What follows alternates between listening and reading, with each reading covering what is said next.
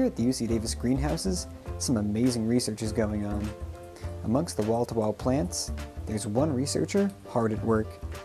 This is Sung Chi, a PhD student at UC Davis currently working in Dr. Pamela Ronald's lab. Today, he's planting a genetically modified strain of rice called Sub1. So this is M202 rice seedling, and this is the Sub1 introgression line. So Sub1 is just looks, exactly the same as the M202, its parental line. However, they behave so differently. Rice that looks the same, but behaves differently? What's the big deal? You see, rice is one of the world's oldest crops.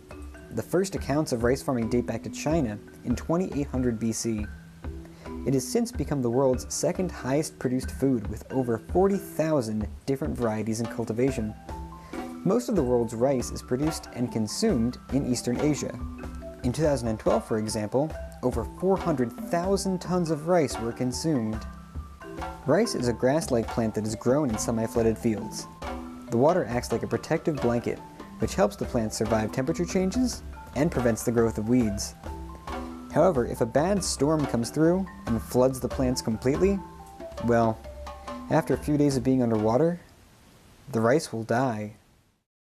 Well, these are not the best of times for some farmers in Kwara State, with at least 458 hectares of rice farms now lying underwater. Myanmar is the world's 6th largest rice exporter, but after weeks of devastating floods, the country is facing food shortages and has suspended shipments abroad.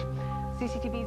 As the world's climate warms, storms that bring destructive flooding are becoming increasingly stronger and more frequent. Over time, this could bring massive food shortages to parts of Asia that heavily depend on this crop. As people clamor to find a way to keep the rice alive, science may just have the answer we're looking for.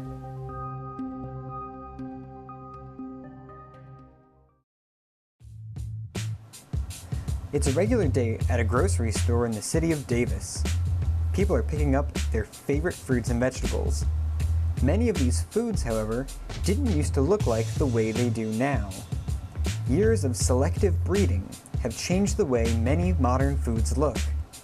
To see what I mean, let's check out a TED Talk by Dr. Pamela Ronald in 2015. Now, genetic modification is not new. Virtually everything we eat has been genetically modified in some manner. On the left is an image of the ancient ancestor of modern corn. Now take a look at the ancient ancestor of banana. And unappetizing Brussels sprouts. An eggplant, so beautiful. Historically, plants, like the ones Dr. Ronald talked about, have been genetically altered by a practice called selective breeding. This involves choosing a distinguishable trait in a fully grown plant to actively select for. Take height, for instance. In this example, the tallest 2 trees are selected for breeding. This creates offspring that are overall taller than the previous generation. But what if there was a quicker way to screen for plants with the best traits?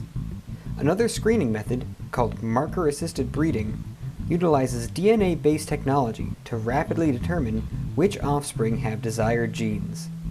To better explain this, let's see an example from Dr. Oliver Dong, a researcher in Dr. Ronald's lab. So in agriculture production, very often we like to combine good traits from different plants. In this case, we may have a parental plant that sets a lot of seeds. And we have another parent which does not set a lot of seeds, but has a lot of branches.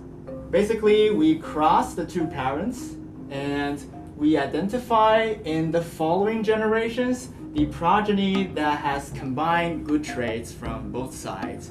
In this case, it will be a plant that has lots of branches and has lots of seeds on each branch. However, there's a challenge with this approach. Think of a huge population of thousands of plants.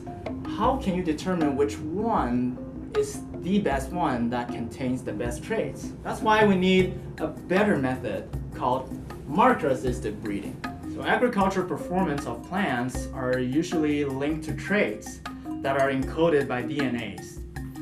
In this case, the dark circles represent good genes, which will control a good trait, whereas the open circles represent not so good genes, which will not give rise to a good trait. In marker-assisted breeding, instead of looking at the agricultural performance directly in the offspring population, we look at the genetic makeup of these plants. And we choose the individual that contains the most dark circles or the most good genes, because this individual will have the best agricultural performance.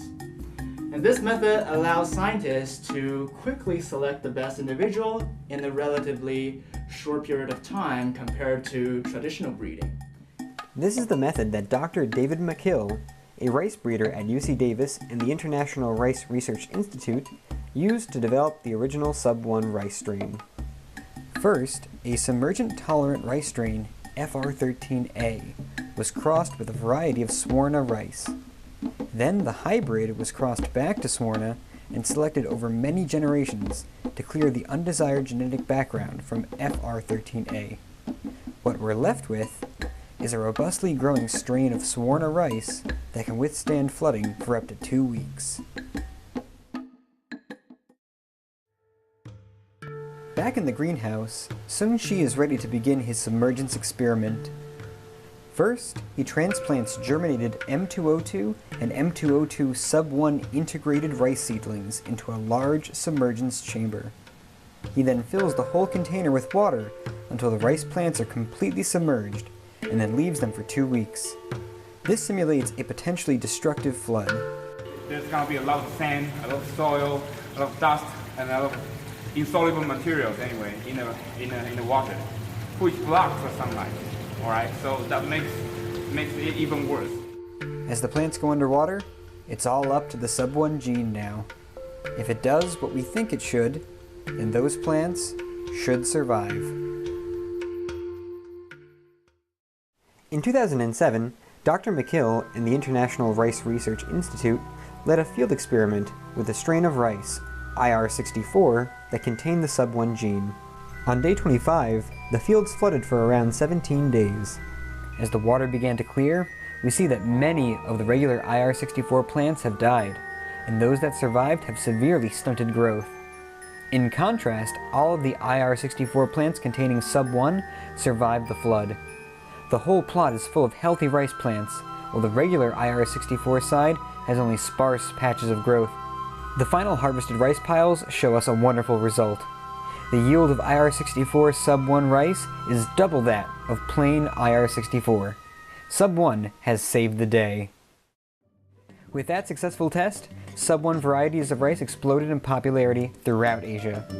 Farmers across the region began adopting these submergent-tolerant rice strains, and as floods came through, their rice continued to thrive.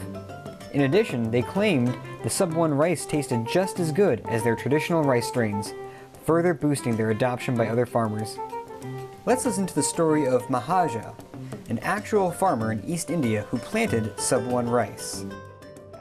बाढ़ आया बुरी तरह यहाँ पर 15-20 दिन डूबा रहा sir.